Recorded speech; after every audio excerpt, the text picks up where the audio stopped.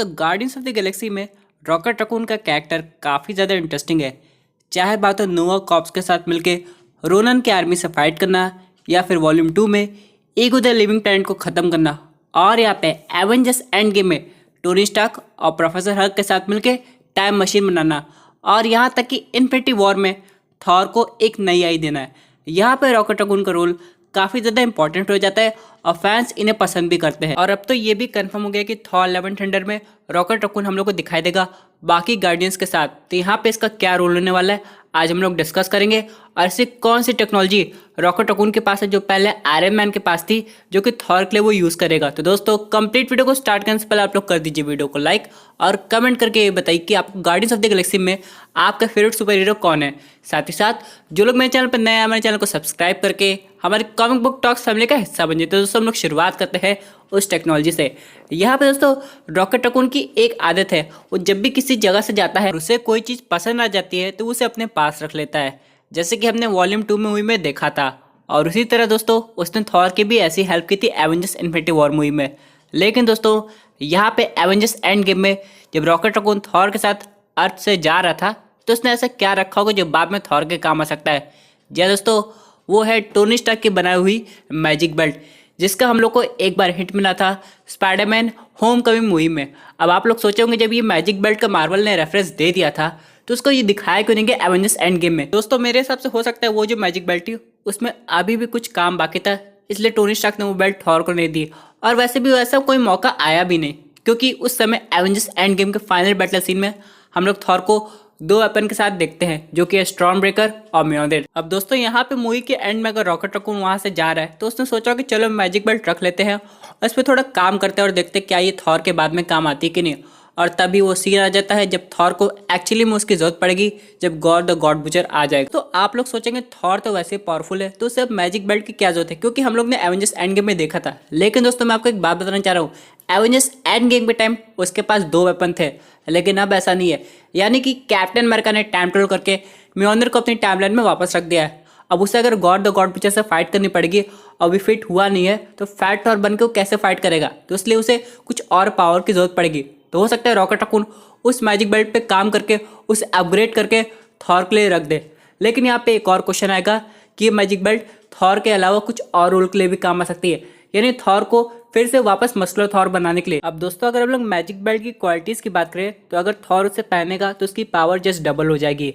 लेकिन दोस्तों यहाँ पे वो पावर थॉर हो सकता है अपनी बॉडी को ठीक करने के लिए करे, और दोस्तों यही सोच के रॉकेट रकून थॉर के लिए वो मैजिक बेल्ट अपग्रेड कर देगा। अब यहाँ पे हम लोग को ये देखना पड़ेगा कि टोनी स्टार्क के अलावा उसने और क्या अपग्रेड किया है। हो सकता है ये जो मैजिक बेल्ट हो थॉर के लिए आगे जाके एक शील्ड का भी काम करे, क्योंकि दोस्तों जैसे कि हम लोग ने थॉर रैग्नारॉक मूवी में देखा था ग्रैंड मास्टर ने थॉर को कैसे कैद कर लिया था। उसने एक डिवाइस यूज़ की थी जिसकी वजह से थॉर उसके कंट्रोल में आ गया था। लेकिन ऐसा तब नहीं होगा जब थॉर के पास एक इनविजिबल शील्ड होगी जो कि उसकी मैजिक बेल्ट में लगी होगी, और ये काम रॉकेट रकून करेगा। क्योंकि अगर थॉर रॉकेट रकून को अपनी स्टोरी बताएगा कि वो कैसे इतना पावरफुल होने के बाद भी ग्रैंड मास्टर की वजह से हल्क से फाइट किया, तो रॉकेट रकून समझ जाएगा कि इस मैजिक बेल्ट में सिर्फ थॉर की पावर बढ़ानी नहीं कि उसमें एक ऐसा अपग्रेड करना है जिसकी वजह से Thor God the God butcher के अटैक से बच जाए। क्योंकि दोस्तों अभी स्टार्टिंग के टाइम में थॉर उतना पावरफुल नहीं होगा। मूवी के फर्स्ट हाफ के बाद हम लोग को मस्कुलर थॉर देखने को मिल जाएगा, लेकिन स्टार्टिंग तो वैसी ही होगी जैसे कि एवेंजर्स एंड गेम की एंड हुई थी। यानी दोस्तों वैल्करीन का मैसेज आएगा थॉर को कि यहाँ पे गॉड द गॉड बुचर आ गया है, तुम्हें खोजने तो तुम्हें वापस अर्थ पे आना पड़ेगा, तब थॉर वहाँ से चला जाएगा। अब यहाँ पे क्वेश्चन रहेगा कि गार्डियंस ऑफ द गैलेक्सी का कितना रोल रहेगा, क्योंकि हमने देखा यहाँ पे स्टार लॉर्ड भी आ रहा है, फिर ग्रूट है, फिर रॉकेट रकून है, इसके बाद नेब्यूला है, लेकिन गमोरा का भी कोई पता नहीं चला। यानी जो एक्ट्रेस जो कि गमोरा का रोल प्ले कर रही है वो अभी तक दिखाई नहीं दी। इसका मतलब ये दोस्तों कि यहाँ पे थॉर और गार्डियंस ऑफ द गैलेक्सी दोनों का ये प्लान था कि गमोरा को लोग फाइंड करें, लेकिन अचानक थॉर को एक नए मिशन पे जाना पड़ा, इसलिए गार्डियंस उन्हें एक नया स्पेसशिप देगी जिसकी वजह से वो वापस अर्थ पे चला जाएगा और अपना काम करेगा। यानी गार्डियंस का रोल मूवी के स्टार्टिंग में हो सकता है और मूवी के एंड में। लेकिन दोस्तों ऑडियंस फिर भी कुछ गार्डियंस को ऐसे देखना चाहती है जो कि थॉर के साथ रहे, जैसे कि एवेंजर्स इन्फिनिटी वॉर में हुआ था। जैसे कि अगर हम लोग रैग्नारॉक मूवी की बात करें तो थॉर के साथ हल्क था। इसी तरह दोस्तों इस मूवी में ऑडियंस थॉर के साथ रॉकेट रकून और ग्रूट का टीम अप देखना चाहती है। क्योंकि दोस्तों हम लोग नोटिस कर रहे हैं आने वाली जितनी भी मार्वल मूवीज है उनमें जो मेन कैरेक्टर है वो तो रहेगा, लेकिन उनके अलावा एक एडिशनल सुपर हीरो है जिनकी मूवी आने वाली है। एग्जाम्पल अगर हम लोग बात करें स्पाइडरमैन 3 की तो उनमें डॉक्टर स्ट्रेंज है, फिर हम लोग को मल्टीवर्स ऑफ मैडनेस दिखा देगी। यानी एक मूवी की वजह से दूसरी मूवी की हाइप बढ़ जा रही है। इसी तरह दोस्तों थॉर 4 और guardians of the Galaxy volume 3 के साथ हो रहा है। यानी दोस्तों पहले ये मूवी आ रही है, उसके बाद वॉल्यूम 3 की हाइप बढ़ने वाली है, जिसकी वजह से ऑडियंस को और मजा आने वाला है। लेकिन दोस्तों यहाँ पे एक बात तो है कि रॉकेट रकून की कोई टेक्नोलॉजी थॉर की हेल्प जरूर करेगी, क्योंकि मार्वल बिना किसी रीजन के रेफरेंस नहीं देता है। एक साथ दोस्तों आप में से बहुत लोग का क्वेश्चन ये था कि लेडी सिप का क्या हुआ, उसके बारे में बताओ कि वो कहाँ चले गए थे और थॉर रैग्नारॉक में हम लोग को क्यों नहीं दिखाई दी थी, और क्या वही होगी जिसकी वजह से बेटर बिल आएगा, और आगे की स्टोरी क्या होगी, इसकी पावर्स क्या होगी। तो चलिए इसके बारे में भी हम लोग बात कर लेते हैं। दोस्तों यहाँ पे फैन थ्योरी के अकॉर्डिंग ये कहा जा रहा है कि जब लेडी सिर्फ एसगार्ड से चली गई थी तो चली गई थी बेटर बिल के प्लैनेट पे, जहाँ पे वो कॉर्पोनेट्स के साथ उनकी हेल्प कर रही थी। लेकिन जैसे ही उनका प्लैनेट डिस्ट्रॉय हुआ वो चली गई दूसरा प्लैनेट को सर्च करने। लेकिन यहाँ पे थेनोस के स्नैप की वजह से वो गायब भी हो गई थी, इसलिए 5 ईयर्स तक उसका पता नहीं चला था। अब यहाँ पे इससे पहले आप लोग का क्वेश्चन था, क्योंकि अगर लेडी सिप होती तो थॉर से मैं जरूर आती, तो उसका रीजन वही था। अब यहाँ पे थॉर अपनी जर्नी में निकला है तो उसका सामना उससे हो जाएगा, और यहाँ पे वो पूछेगा भी कि तुम कहाँ थी, क्या कर रही थी और वहाँ पे क्यों नहीं है। तो बताएगी कि वो स्नैप का शिकार हो गई थी, और यहाँ पे जब थॉर उससे हिस्ट्री पूछेगा तो बता देगी कि वो बेटर बिल के साथ थी, और उस वजह से हम लोग को बेटर बिल का इंट्रोडक्शन दिखाई देगा। यहाँ पे दोस्तों अगर आप लोग कॉमिक बुक पढ़ेंगे तो आप लोग समझ जाएंगे बेटर बिल और लेडी सिप का टीम अप हुआ है और लोग एक साथ फाइट भी किए हैं, इसलिए यहाँ पे एक स्टोरी लाइन बनती है इन लोग के साथ होने की। और यहाँ पे फिर लेडी सिप थॉर के साथ मिलके बाकी लोग यानी कि गॉड द गॉड बुचर और अलग सुपर विलन से फाइट भी करेगी। लेकिन यहाँ पे दोस्तों एक चीज़ है, लेडी सिप के पास एक स्पेशल पावर है जो कि थॉर को अभी नहीं पता, या फिर पता भी है तो मूवी में हम लोग को दिखाई नहीं गई, जो कि है टेलीपोर्टेशन। यानी वो अपने विल पे टेलीपोर्ट हो सकती है, उसे बायफ्रॉस्ट की जरूरत नहीं। और उसके पास कॉमिक बुक में एक और स्पेशल एबिलिटी है जो कि लोकी के पास हम लोग को दिखाई दी थी थॉर रैग्नारॉक मूवी में।